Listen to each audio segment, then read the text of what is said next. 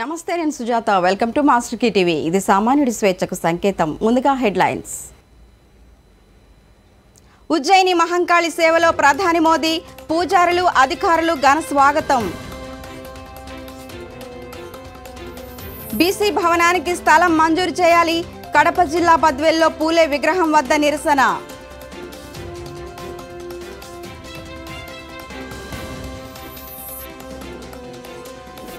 ఉస్మానియా విశ్వవిద్యాలయ చరిత్రలో చారిత్రాత్మక ఘట్టం పూర్వ విద్యార్థుల విరాళాలతో తరగతి గదులు ఇక డీటెయిల్స్ చూస్తే దక్షిణ భారతానికి తెలంగాణ రాష్ట్రమే గేట్వే సంగారెడ్డి సభలో మోదీ వ్యాఖ్య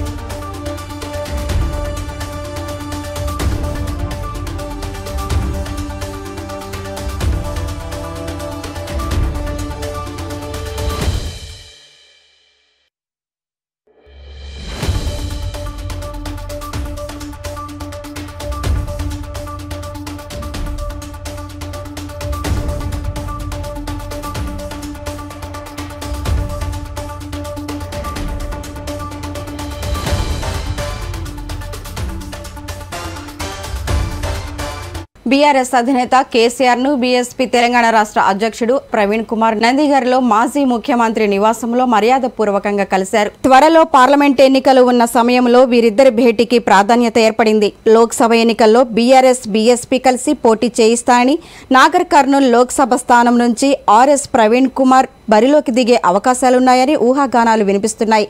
ఇప్పుడు వీరి కలయిక ఈ ఊహాగానాలకు బలం చేకూరుస్తున్నాయి. ఈ సమావేశంలో బీఆర్ఎస్ నాయకులు హరీష్ రావు, వేముల ప్రశాంత్, బాల్క సుమన్తో పాటు పలువురు బీఎస్పీ నాయకులు పాల్గొన్నారు. మరి ఈ తెలంగాణనే కాదు యావత్ భారతదేశం కూడా ఈరోజు లౌకికత్వం అంటే సెక్యులరిజం లౌకికత్వం ప్రమాదంలో ఉన్నది. మరి భారతీయ జనతా పార్టీ చాలా పెద్ద ఎత్తున కుట్రలు చేస్తూ ఉన్నది దేశాన్ని చిన్నభిన్నం చేయడం కోసం. మరి పూర్తిగా రాజ్యాంగాన్ని రద్దు చేయాలనే కుట్ర చేస్తూ ఉన్నారు. సో ఆ పరిస్థితుల్లో మరి సెక్యులర్ పార్టీ అయినా మరి సెక్యులర్ భావాలు కలిగి సెక్యులరిజాన్ని నిరంతరం కాపాడిన మరి భారతీయ రాష్ట్ర సమితి వారు మరి నేను బెంజీ మాయావతి గారి ఆశీస్సులతోని మరి వారిని కూడా కలవడం జరిగింది. సో ఈ తెలంగాణలో ఈ రాజ్యాంగానికి ప్రమాదం ఏదైతుందో లౌకికత్వానికి ఏదైతే ప్రమాదం ఉందో ఈ బీజేపీ నుంచి తర్వాత మరి ఈ మధ్యనే కాంగ్రెస్ కూడా మరి బీజేపీ లాగానే మారుతూ ఉన్నది. ఈ రెండు పార్టీల నుంచి ముప్పు నుండి మరి తెలంగాణను కాపాడడం కోసం మరి మేము అంటే బహుజన్ సమాజ్ పార్టీ మరి భారతీయ రాష్ట్ర సమితితో కలిపి మరి పార్లమెంట్ ఎలక్షన్లలో కలిసి పనిచేయాలని ఇప్పుడే మరి పెద్దలు గౌరవనీయులు కేసీఆర్ గారి దగ్గర మరి మాట్లాడడం జరిగింది. మరి తప్పకుండా మరి ఇంతకుముందు మీరు అన్నట్టుగా సీట్ల సర్దుబాటు విషయం ఏదైతే ఉందో ఈ షీట్ షేరింగ్ విషయం అయితే మళ్ళీ మేము మా అధిష్టానానికి నివేదిస్తాం. అదేవిధంగా మరి మన మాజీ ముఖ్యమంత్రి గారు తప్పకుండా బెంజీ గారితో కూడా మాట్లాడతారు. సో దాని తర్వాత మరి ఇరు వర్గాలు ఇరు పార్టీలు ఒక నిర్ణయానికి వచ్చి తర్వాత తప్పకుండా తప్పకుండా తెలంగాణలో ఈ స్నేహం అనేది తప్పకుండా తెలంగాణ ప్రజల జీవితాలను మారుస్తుంది. తెలంగాణ ప్రజల విలువలను ఏదైతే గంగా జమున తహజీబ్ అని అంటున్నామో ఆ విలువలను ఆ సంస్కృతిని తప్పకుండా కాపాడుతుంది. బహుజన వర్గాలందరి జీవితాలు బాగుపడతాయి. ఇలా నిరుద్యోగులు సంతోషంగా లేరు. సో పట్టుమని 4 నెలలు కాలేదు, ఇప్పటికీ మళ్ళీ నిరుద్యోగులు రోడ్ల మీదకి వచ్చే పరిస్థితి. అదేవిధంగా పెద్ద ఎత్తున ఈ లౌకికత్వానికి తూట్లు పొడిచే సంస్కృతి అనేది మరి తెలంగాణలో వస్తూ ఉన్నది. అందుకొరకే ఈ దక్షిణ భారతదేశానికి తెలంగాణ రాష్ట్రమే గేట్వే అని ప్రధాని నరేంద్ర మోదీ పేర్కొన్నారు. 2 రోజుల పర్యటనలో భాగంగా సోమవారం రాష్ట్రానికి వచ్చిన ప్రధాని మంగళవారం సంగారెడ్డి జిల్లాలో పలు అభివృద్ధి పనులకు శంకుస్థాపన చేశారు. అనంతరం పటేల్గూడలో ఏర్పాటు చేసిన బహిరంగ సభలో ప్రసంగించారు. ఈ సభా వేదికపైకి మోదీని బీజేపీ నేతలు పూలరథంలో ఆహ్వానించారు. ఓపెన్ టాప్ జీప్లో పూలదండలతో అలంకరించిన మోదీని అందులో తోడ్కొని వెళ్లారు. ప్రధాని మోదీతో పాటు బీజేపీ రాష్ట్ర అధ్యక్షుడు ఎంపీ కిషన్ రెడ్డి వాహనంలో వేదికపైకి చేరుకున్నారు. బీజేపీ కార్యకర్తలు మోదీపైకి పూల వర్షం కురిపించారు.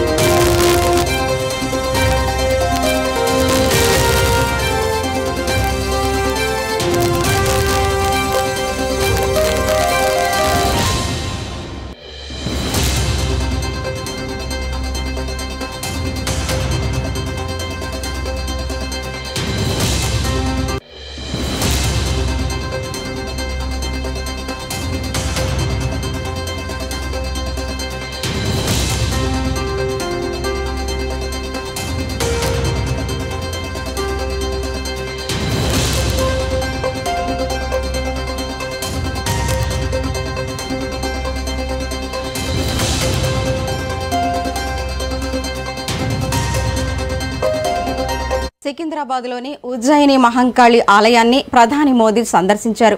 ఆలయ పూజారులు, అధికారులు ప్రధాని ఘనస్వాగతం పలికారు. అమ్మవారి దర్శనం చేయించి ప్రత్యేక పూజలు చేశారు. అమ్మవారి విస్తృత ఫోటో ఫ్రేమ్, తీర్థ ప్రసాదాలు మోదీకి అందజేశారు.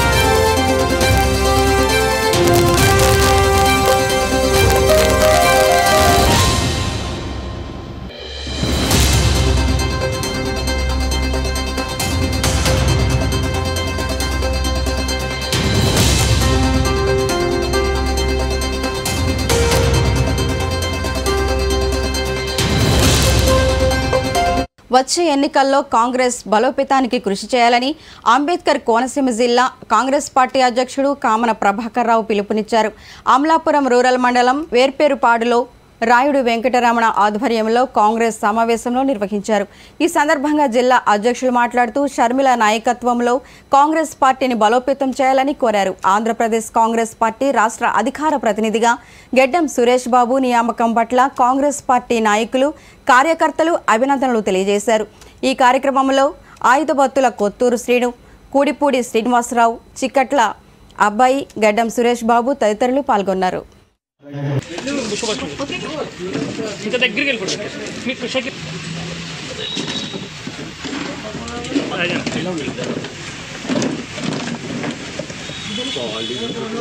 ఈ ప్రత్యేక హోదాని ఎక్కడ కూడా తీసుకురాని పరిస్థితి తీసుకురాలేదు.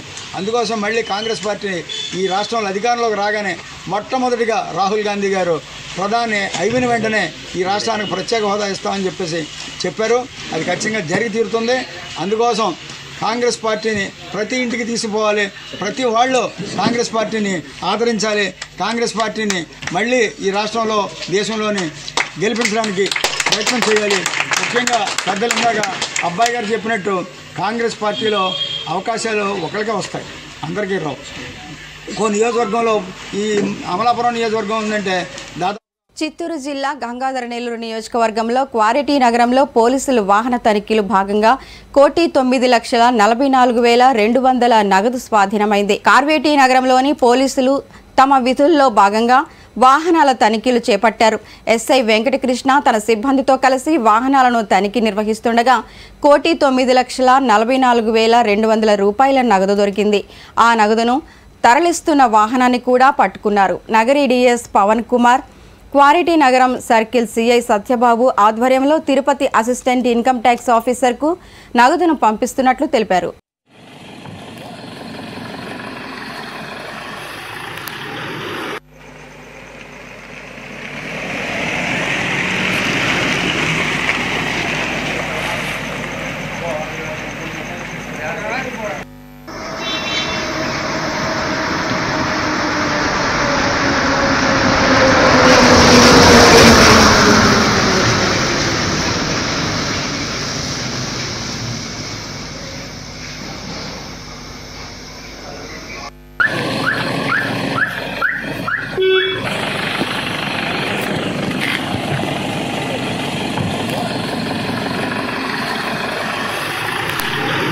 ఏలూరు నగరంలోని శనివారపుపేటలో ఉన్నటువంటి స్థలం వివాదంలో సంబంధిత యజమానికి అన్ని హక్కులు ఉన్నాయని, ఈ విషయంపై అధికారులు తగు న్యాయం చేయాలని రాష్ట్ర జంగం కార్పొరేషన్ డైరెక్టర్ కనుమంచి రంగారావు డిమాండ్ చేశారు.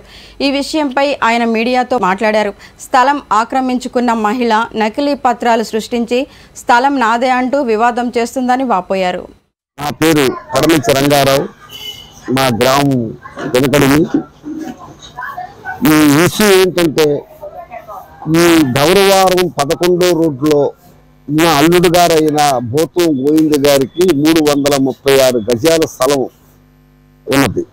అది కబ్జాకి గురైనట్టుగా తెలిసి మేము వచ్చి అడగగా ఆ అమ్మాయి పగిడి కొండల లక్ష్మీ కుమారి అనే ఆవిడ నా స్థలంలో కూర్చుంటూ జరిగింది. అదేంటమ్మా ఇది మా స్థలం కదా అని అడిగితే, అదే నా దగ్గర నేను రిజిస్ట్రేషన్ చేసుకున్నామని టేప్ దస్తావేజులు చూపిస్తూ మొదలుపెట్టింది. నేను ఆ స్థలాన్ని మా అమ్మాయికి మా అల్లుడికి నేనే కొనిచ్చానండి. అయితే లింక్ డాక్యుమెంట్లు ఒరిజినల్ అన్నీ ఉన్నాయి. అది బ్యాంకీలో జేకే ఫినాన్స్ లోన్లో ఆ స్థలం ఉందండి. ఏం చేస్తుందంటే ఇక్కడికి వచ్చి అడాగుడి చేసి ఏదోదో రాత్రిపూట వస్తాం, ఎవరెవరో వస్తాం, అక్కడ కూర్చుంటాం, వెళ్తాం. అది చాలా భయాందోళనగా తయారు చేస్తుంది. ఆఖరికి మన అప్పుడు దేవానంద్ అని మన మోహన్ రావు అని అదేమిటమ్మా అని అడిగితే వాళ్ళని అడ్డమైన తిడతాం. ఈ విధంగా చేస్తాం కాక ఆ అమ్మాయి ఏం చేసిందంటే మందు దాగి, మేము ఇక్కడ కూర్చున్నామండి, ఉత్తర కూర్చున్నాం, మందు దాగి కింద పడిపోయి ఏదో యాక్టింగ్ చేసి హాస్పిటల్కి వెళ్ళింది. హాస్పిటల్కి చేరి మా మీద ఏదేదో అబంధం పుట్టించి ఏదో అబ్బాయి చౌదరి గారి మనసులో వచ్చి మమ్మల్ని అడావుడి చేస్తున్నారని వాళ్ళ పేరు కూడా తప్పు పట్టిస్తాకని చూస్తుంది. కనుక మా స్థలం మాకు అన్ని విధాలుగా డాక్యుమెంట్లు ఉన్నాయి, అన్ని విధాలుగా ఉన్నాయి. మేమేం చేసామంటే ఆ టైంలో ఇంతకు ముందు ఈ అమ్మాయి కబ్జా చేసిందని తెలిసినాక మేము పోలీస్ కంప్లైంట్ ఇస్తామైంది. ఆ పోలీస్ కంప్లైంట్ ఇస్తే ఆయన ఏం చేశారంటే ఎంఆర్ఓకి ఇచ్చాడు. ఎంఆర్ఓ గారు దగ్గరికి వెళ్తే ఆర్డీఓ గారిని కలిసాం, ఎంఆర్ఓని కలిసాం. ఆయన 145 సెక్షన్ కూడా ఇచ్చాడు. ఎంఆర్ఓ గారు కూడా వచ్చి చెప్పడం అయింది. ఆ అమ్మాయి ఇంకా లేసలేదు. పోలీస్ స్టేషన్లో నుంచి కూడా వచ్చి అమ్మ ఇది 145 వచ్చింది మీరు వెళ్ళిపోండి అంటే కూడా వెళ్ళడం లేదు. ఎస్సీ క్యాస్ట్ వాళ్ళని పట్టుకొని ఎస్టీ వాళ్ళని పట్టుకొని ఎట్ట పడితే అట్ట మాట్లాడతాం. ఏలూరు జిల్లా కైకలూరు మండలంలోని కొల్లేటికోట గ్రామంలో వేంచేసి ఉన్న శ్రీ శ్రీ పెద్దిలింటి అమ్మవారి వార్షిక జాతర మహోత్సవాలు ఈ నెల 11వ తేదీ నుండి 24వ తేదీ వరకు నిర్వహిస్తున్నట్లు ఆలయ కార్యనిర్వాహకాధికారి కెవి గోపాలరావు తెలిపారు. ఆలయ ప్రాంగణంలో విలేకరుల సమావేశంలో ఈవే గోపాలరావు మాట్లాడుతూ జాతరకు సుదూర ప్రాంతాల నుంచి ఎంతో మంది భక్తులు వస్తున్నారని, వారికి ఎటువంటి అసౌకర్యం కలగకుండా అన్ని శాఖల అధికారులు తగు చర్యలు చేపట్టాలని విజ్ఞప్తి చేశారు. కైకలూరు మండల తహసీల్దార్ ఎస్ పోతురాజు మాట్లాడుతూ జాతరకు వచ్చే చిన్నపిల్లలు వృద్ధులకు ప్రత్యేక సదుపాయాలు ఏర్పాటు చేయాలని, అదేవిధంగా వేసవికాలం కూడా మొదలైంది కాబట్టి మరి ఆలయ కమిటీ ప్రత్యేక శ్రద్ధ వహించాలని సూచించారు. అన్ని శాఖల అధికారులకు మరి సమర్పించడం జరిగింది.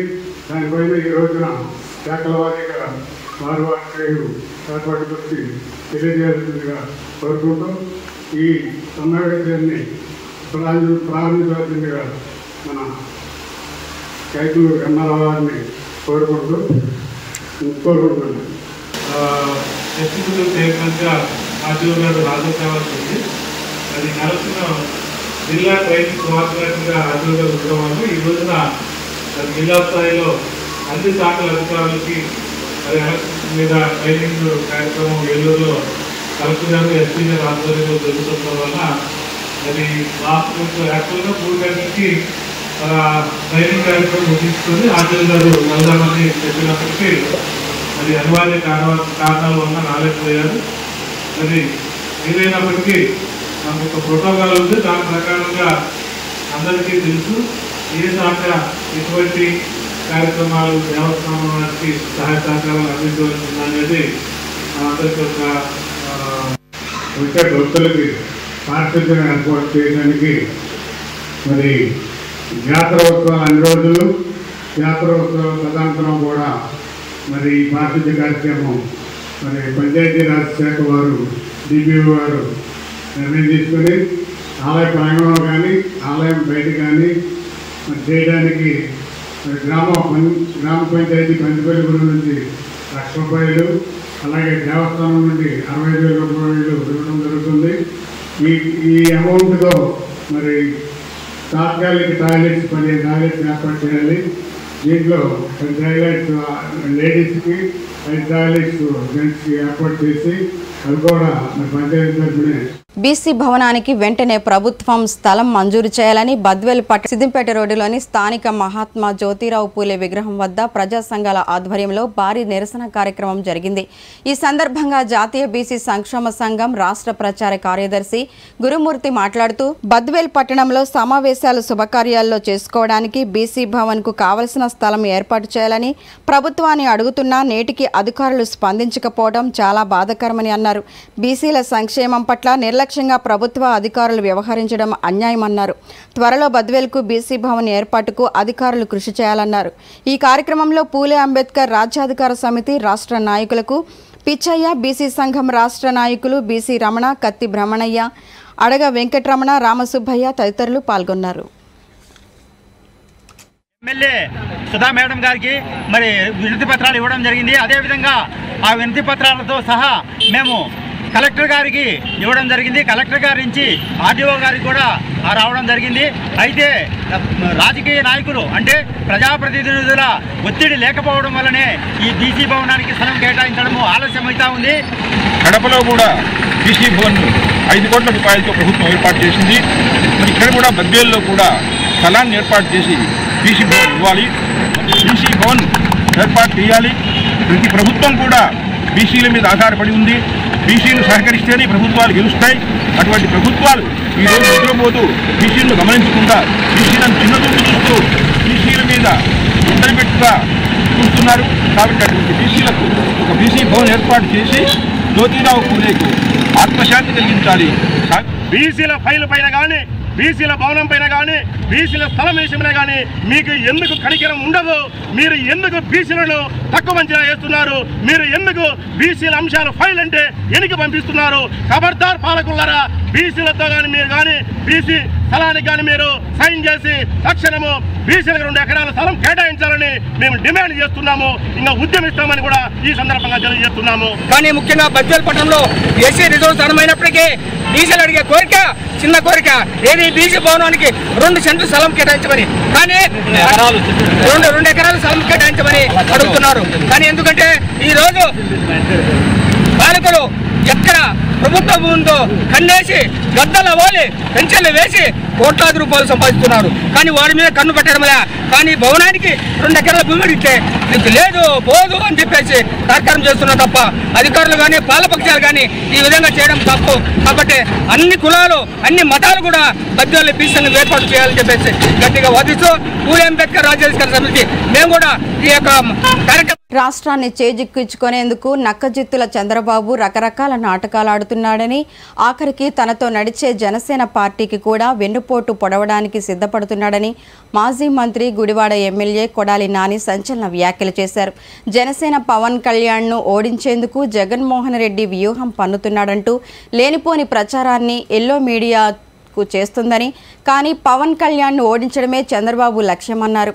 రాజమండ్రిలో సుబ్రహ్మణ్యం మైదానంలో సిటీ నియోజకవర్గ వైఎస్ఆర్ కాంగ్రెస్ పార్టీ ఆధ్వర్యంలో రాజమండ్రి సిద్ధం భారీ బహిరంగ సభ నిర్వహించారు. సభకు రాజమండ్రి ఎంపీ సిటీ నియోజకవర్గ వైసీపీ ఇన్ఛార్జ్ మార్గాని భరత్రామ్ అధ్యక్షతన వహించారు. ముఖ్య అతిథులుగా మాజీ మంత్రి మచిలీపట్నం ఎమ్మెల్యే పెర్ని నాని, గుడివాడ ఎమ్మెల్యే కొడాలి నాని హాజరై తనదైన ప్రసంగాలతో వైసీపీ కార్యకర్తలను నగరవాసుల్లో ఉత్సాహాన్ని తీసుకొచ్చారు. ఒక మంచి ఇంగ్లీష్ మీడియంలో ఉన్న ఒక ప్రైవేట్ స్కూల్లోనో చదివించాల్సినటువంటి బాధ్యత ఉంటుంది, చదివించాలని ఉంటుంది. కానీ ఆర్థిక స్తోమత లేదు, చదివించుకున్నటువంటి పరిస్థితి లేదు. అటువంటి నిరుపేద పిల్లలు గవర్నమెంట్ స్కూల్స్కి వెళ్తారు. 45,000 స్కూల్స్ ఉన్నాయి. ఆ 45,000 స్కూల్స్లో కూడా నాడు నేడు కింద దాదాపు 18,000 కోట్ల రూపాయలు ఖర్చు పెట్టి ఆ స్కూల్స్ రూపురేఖలను మార్చినటువంటి వ్యక్తి జగన్మోహన్ రెడ్డి గారు. ఇంగ్లీష్ మీడియం తీసుకొచ్చినటువంటి వ్యక్తి జగన్మోహన్ రెడ్డి గారు. వాళ్ళకి చదివేటువంటి పుస్తకాలు కానించి, స్కూల్ బ్యాగులు కానించి, బట్టలు కానించి, బూట్లు కానించి, సాక్సులు కానించి ప్రతి అవసరాన్ని తండ్రి స్థానంలో ఉండి తీర్చినటువంటి వ్యక్తి జగన్మోహన్ రెడ్డి గారు.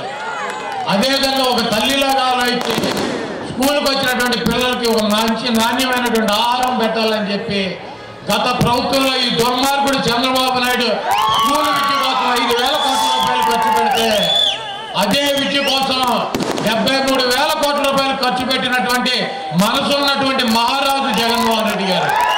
అటువంటి వ్యక్తిని మనందరం కూడా కాపాడుకోవాల్సినటువంటి అవసరం ఉంది. ఈరోజు ఆరోగ్య సమస్యలు వస్తాయి. ఒక 50,000 లక్ష 2 లక్షలు పెట్టి వైద్యం చేయించుకోలేనటువంటి పరిస్థితి. మనిషి చనిపోతాడని తెలుసు, అయినా ఆర్థికంగా డబ్బులు లేక చనిపోవడం తప్పించే మార్గం లేనటువంటి పరిస్థితుల్లో ఆ మహానుభావుడు వైఎస్ రాజశేఖర రెడ్డి గారు ఆరోగ్యశ్రీ తీసుకొచ్చి ఈ రాష్ట్రంలో కొన్ని లక్షల మంది నిరుపేదల్ని కార్పొరేట్ హాస్పిటల్ తీసుకెళ్లి వైద్యం చేయించి వాళ్ళ ప్రాణాలను కాపాడినటువంటి వ్యక్తి రాజశేఖర రెడ్డి గారు. ఆయన ఒక అడిగేస్తే జగన్మోహన్ రెడ్డి గారు ఈరోజు 3,300 మంది 3,300 రోగాలకి డిజిటల్ కార్డు ఇచ్చి ప్రతి పేదవాడిని. దేశంలో శ్వేత విప్లవానికి నాంది పలికింది దివంగత ప్రధాని ఇందిరాగాంధీ అని డిప్యూటీ సీఎం భట్టి విక్రమార్క అన్నారు. హైటెక్స్ ఎగ్జిబిషన్ సెంటర్లో జరిగిన 50వ డైరీ ఇండస్ట్రీ కాన్ఫరెన్స్ కార్యక్రమాన్ని జ్యోతి ప్రజ్వలన చేసి ప్రారంభించి అనంతరం ఆయన ప్రతినిధులను ఉద్దేశించి ప్రసంగించారు.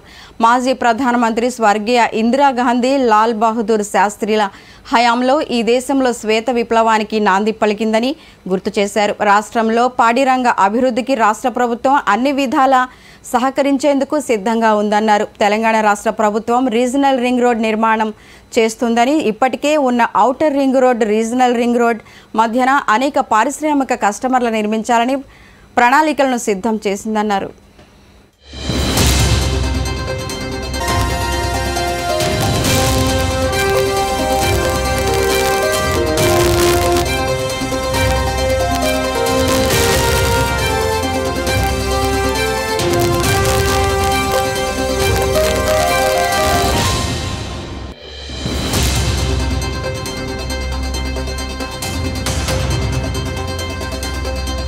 ప్రభుత్వ విద్యా రంగాన్ని బలోపేతం చేయాలని, పెండింగ్లో ఉన్న స్కాలర్షిప్ రియంబర్స్మెంట్లను విడుదల చేయాలని, కార్పొరేటివ్ విద్యా సంస్థలను రద్దు చేయాలని పీడీఎస్యూ డిమాండ్ చేసింది.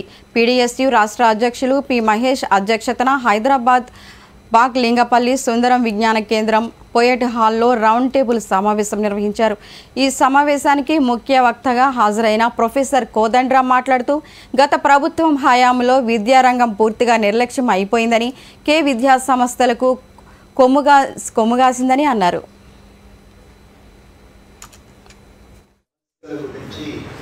నేను నిర్దిష్టంగా కొన్ని మీ దృష్టికి తీసుకొస్తా, మీకు తెలియని విషయాలు కావు. అందులో మొదటిది ఏంటంటే స్కూళ్ళల్లో ఈ LKG, UKG, Kinder garden sections ప్రారంభించాలి. అది ప్రారంభించకపోవటం చేత చాలామంది ఇంగ్లీష్ మీడియం స్కూల్లో, ప్రైవేట్ స్కూల్లో వైపు మొగ్గు చూపుతారు. కాబట్టి అంగన్వాడీని పునర్వ్యవస్థీకరించాలి. అంగన్వాడీని పిల్లలకు, బాలింతలకు సంబంధించిన సంరక్షణ కేంద్రంగా, ముఖ్యంగా ఆ వయసు పిల్లల్లో మన దగ్గర పౌష్టికాహార లోపం చాలా ఎక్కువ ఉంది. రక్తహీనత, తన వయసుకు తగినటువంటి ఎత్తు కానీ బరువు కానీ లేకపోవటం, ఇట్లాంటి సమస్యలు చాలా తీవ్రంగా వెన్నట్టుతుంది. ఇవి సమస్యల మీద బాగా దృష్టి పెట్టి వాటి పరిష్కారానికి అక్కడ ప్రయత్నం చేస్తూ స్కూలింగ్ పిల్లలందరినీ 3 సంవత్సరాలు దాటిన వాళ్ళందరినీ కూడా ప్రాథమిక పాఠశాలల్లోకి చేర్చాలి. ప్రాథమిక పాఠశాల వీలైనంత వరకు ప్రతి గ్రామానికి ఒకటి, కుదరనప్పుడు ప్రభుత్వమే బస్ సౌకర్యం ఏర్పాటు చేసి తక్కువ మంది విద్యార్థులు ఉన్నట్టయితే 3-4 గ్రామాలకు కలిపి అందరినీ ఒకే దగ్గర చదివించే ప్రయత్నం. అటు తర్వాత ఉన్నత పాఠశాలలకు వచ్చేసరికి 6 నుంచి ఉన్నత పాఠశాలలన్నింటిలో కూడా ఉదయం టిఫిన్తో పాటు మధ్యాహ్న భోజన సౌకర్యం, సాయంత్రం కూడా వాళ్ళు మళ్ళీ ఉపాహారం ఏర్పాటు చేసి ఆ పిల్లలకి మంచి విద్య, వీరు కుదిరితే రెసిడెన్షియల్ విద్య ప్రతి మండలానికి ఒకటి. ఉస్మానియా విశ్వవిద్యాలయ చరిత్రలో చారిత్రాత్మక ఘట్టం ఆవిష్కృతమైంది. ఒకరోజు పూర్వీక విద్యార్థులు సిఎస్ఆర్ కింద వచ్చిన విధులతో 2 తరగతి గదుల భవన సదుపాయాలకు శంకుస్థాపన చేశారు. మైనింగ్, ఎలక్ట్రికల్ విభాగాలకు త్వరలోనే నూతన తరగతి గదులు, భవనాలు అందుబాటులోకి రానున్నాయి. ఇంజనీరింగ్ కళాశాలకు చెందిన ఎలక్ట్రికల్ విభాగంలో 1968లో ఇంజనీరింగ్ పూర్తి చేసిన ఓ విద్యార్థి 5 కోట్ల విరాళాలు ప్రకటించారు. తన గురువు ప్రొఫెసర్ వై నరసింహారెడ్డి పేరు మీద ఎలక్ట్రికల్ విభాగం తరగతి గదులు సముదాయాన్ని నిర్మించాలని అమెరికాలో స్థిరపడ్డ గోపాల్ టీకే కృష్ణ ముందుకు వచ్చారు. ఇందుకు అవసరమైన 10 కోట్ల రూపాయల వ్యయంతో 5 కోట్లు ఇస్తానని ప్రకటించారు. ఉస్మానియా విశ్వవిద్యాలయ ఉపరికుల ఆచార్య దండోపాయ రవీందర్ యాదవ్ చేసిన నిర్మాణానికి శంకుస్థాపన చేశారు. ఉస్మానియా యూనివర్సిటీ నుంచి 1968లో గ్రాడ్యుయేట్ అయ్యాను, బిఏ ఎలక్ట్రికల్. నేను 1963 నుంచి 68 దాకా చదువుకున్నాము. అప్పుడు నరసింహన్ గారు మా గురువు గారు, ఇప్పుడు మా గురువు గారే, ఎప్పుడు మా గురువు గారే. ఆయన పేరు నిలబెట్టాలని ఈ బిల్డింగ్ పేరు పెట్టాము, ఆయన పేరు ఉండాలని. అటువంటి ప్రొఫెసర్స్ చాలా కష్టం దొరకటం. చాలామంది చదివించారు నన్ను, అలాగే ఇప్పుడు కూడా చాలామంది చదివిస్తున్నారు. వాళ్ళందరికీ వాళ్ళ స్టూడెంట్స్ బోల్డ్ అంత బిల్డింగ్ కట్టాలని నా ఆశ. వాళ్ళు నాలాగనే సంపాదించి వాళ్ళ ఫ్యామిలీని చూసుకొని తర్వాత వాళ్ళ ప్రొఫెసర్స్ని అందరినీ హానర్ చేయాలని నా ఆశ అనమాట.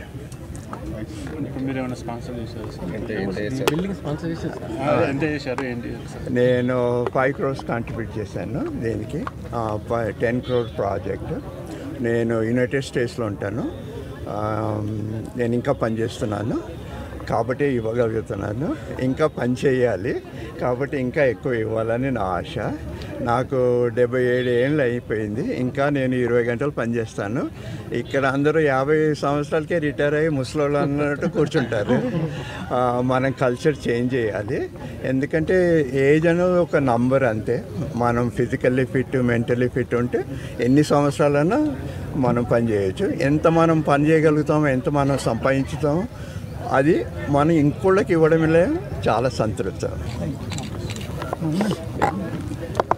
అందరికీ నమస్కారం.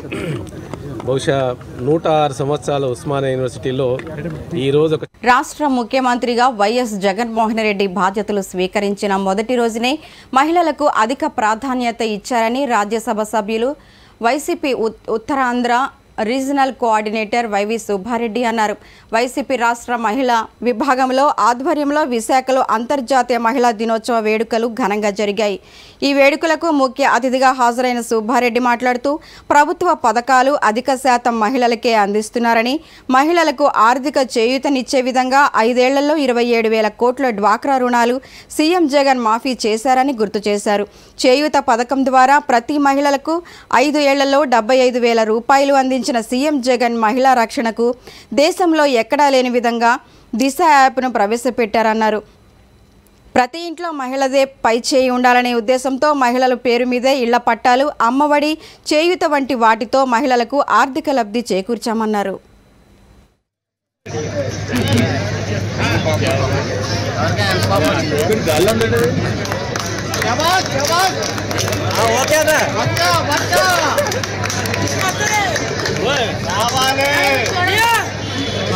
దేశంలో ఏ రాష్ట్రంలో లేని చట్టాన్ని కూడా తీసుకొచ్చారు. మహిళలకు భద్రత కల్పించాలని దిశ చట్టాన్ని తీసుకొచ్చింది కూడా మన రాష్ట్రంలోనే మొట్టమొదటిసారి దేశంలో అని చెప్పి ఈ సందర్భంగా తెలియజేసుకుంటున్నాం. ఇన్ని గొప్ప కార్యక్రమాలు మహిళల కోసం, మహిళల భద్రత కోసం, మహిళలు తలెత్తుకొని తిరిగేదాని కోసం, మహిళల ఆ కుటుంబంలో పెద్దగా ఉండాలి, మహిళ ఆ కుటుంబం పెద్దగా ఉండాలని ఎన్నో కార్యక్రమాలు చేస్తున్నారు. ఆఖరికి ఇళ్ల స్థలాలు ఇస్తే ఇళ్ల స్థలాలు ఇల్లు నిర్మించుకోవటం అనేది ప్రతి మహిళకు కానీ ప్రతి పౌరులకు కానీ ఒక కళ. అటువంటి ఇళ్ల నిర్మాణానికి ఇచ్చే స్థలం కానీ ఇల్లు నిర్మించి ఇచ్చిన స్థలం కూడా మహిళ పేరు మీదే రిజిస్ట్రేషన్ చేసి ఇచ్చే విధంగా చట్టం చేసిన ముఖ్యమంత్రి మన ముఖ్యమంత్రి జగన్మోహన్ రెడ్డి గారు అని చెప్పి ఈ సందర్భంగా తెలియజేస్తున్నాం. ఇన్ని కార్యక్రమాలు మహిళల కోసం చేస్తున్న మన ముఖ్యమంత్రి గారిని మనందరం కూడా ఆదరించాల్సిన అవసరం ఉంది, ఆశీర్వదించాల్సిన అవసరం ఉంది.